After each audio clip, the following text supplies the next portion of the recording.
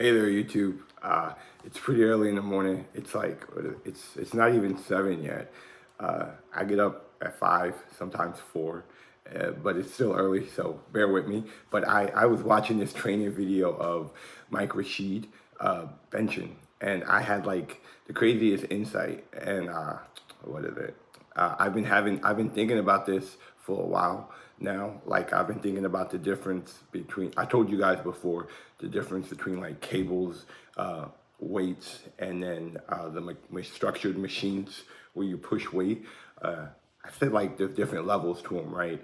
I believe that weights are the hardest, machines are the easiest because they keep you on that structured path, and cables are somewhere between.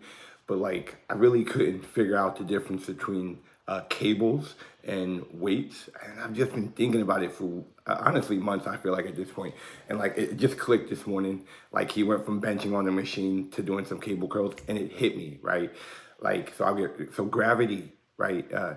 Think of when I think of the gravity is a force, right? It pulls us down, like we're being pulled towards something, but it's a downward force. And like when I say that, think of like Goku training in the gravity chamber or the space station, whatever. Like when he turned it up to like 100, like he was pulled downwards, right? And that's useful for some muscles like the quads, just things that go down and up. It's too early for me to think about that right now, but like not all muscles get stretched that way, and that's where the cables come in. The cables, they still have gravity acting on them, but they also have that line which is tethered to something which is pulling you in a certain direction. So not only do cables have like the application of gravity on your muscles, it has that force, but it also has that tension that pulls, and it pulls in that certain direction, which can be very helpful for eliciting a stretch. When I say like, think of like pulling the biceps versus going straight down. Yes, you're extending them, but when you come out, they get pulled like this. They get stretched like that. That's the type of thing that really triggers hypertrophy. And so that can be really useful if you want bigger biceps. Yeah, we know you need to challenge and tire out the muscles, but getting that stretch with the cables can be really helpful in your training.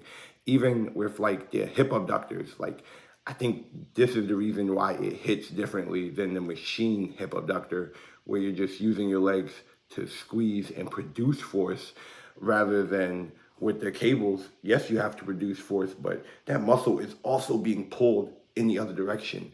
Like it's different than the machine with just gravity. You have gravity in the cable stack with the weight when you use the cables, pulling that muscle.